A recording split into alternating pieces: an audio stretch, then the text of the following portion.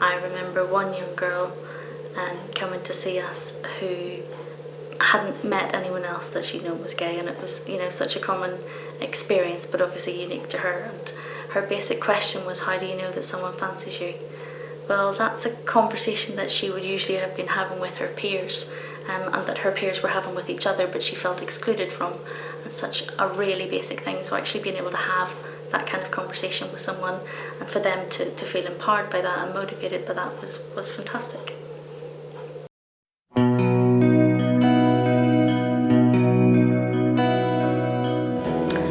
We have been around since 1995, so that's 15 years this year. And we started when a social work student was on placement at Mind locally, and they had a call from someone who wanted to see a gay counsellor, and they couldn't offer that. And that kind of sparked a discussion with him and his friends about actually why can't people have a gay counsellor or access a gay counsellor if they want to? Why isn't that choice there? So they got together and decided to form Elop, East London Eye Project, and it basically took off from there. Our services are more adult-led with youth provision. We're based in Walthamstow in East London, and we have a very strong focus on North East London.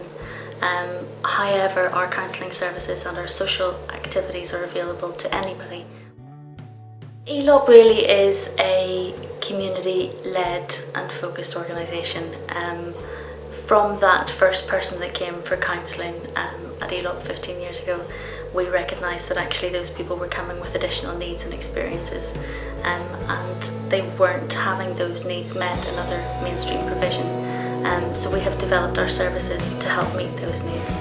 We had a local school contact us about one of their students who was afraid to go home that night because he was concerned that his family had heard from his community that he was gay, and previous conversations within the family had suggested that if anyone within their family were ever to be gay, that actually they would be sent back to their home country for punishment.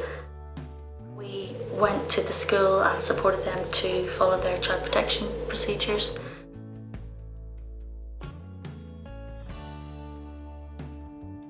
And we also put him in contact with another LGBT organisation that could give more relevant and appropriate targeted information than we had at that point about actually what to do in that situation. And it was quite frightening because one of the basic things that they suggested was that he contact his local police here to have his DNA recorded, so that should he go missing and not come to school the next day or for a few days, that actually there would be a means of tracing him. And that really just frightened me, and actually brought it home that this is a real situation. This is something that they were dealing with every day, that young people are dealing with every day, and it still continues to be an issue in some communities, that it's a huge difficulty. It's not just actually that they find it a bit difficult to accept who they are.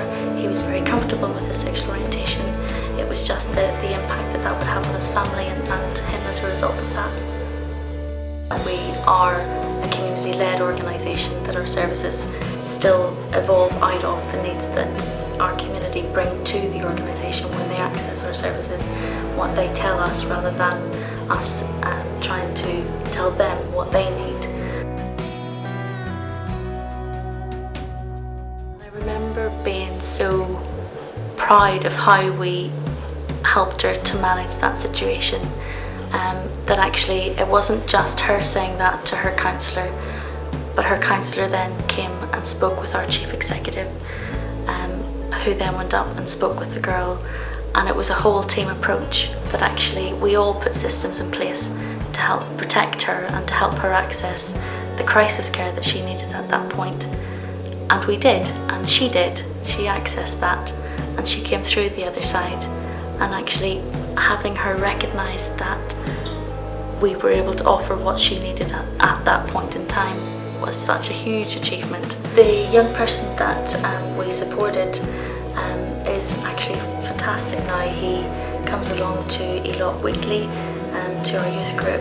He is back in education, he's attending college, he's living independently, and actually starting to make a new circle of friends and has maintained contact with his family, so he's really, really excited about that. It's just a really nice space to be. It's a really comfortable place to be, and we're really lucky that we have this centre. Not all organisations have the opportunity of having a centre, so as well as having our space for one-to-one support, we also have a community area, which is brilliant. You can use our website or our email address to make contact, and if you don't want to do that directly, you can also talk to someone else, and if you have a friend or a support worker or teacher to help you do that, they can contact us and find out some more information. Knowing that that's what Elop's about. Actually, Elop is here to help people. We're not here to make money, we're not here to have political gains, we're here to support people, and those people happen to be lesbians, gay men, bisexual and trans people. That's our greatest achievement.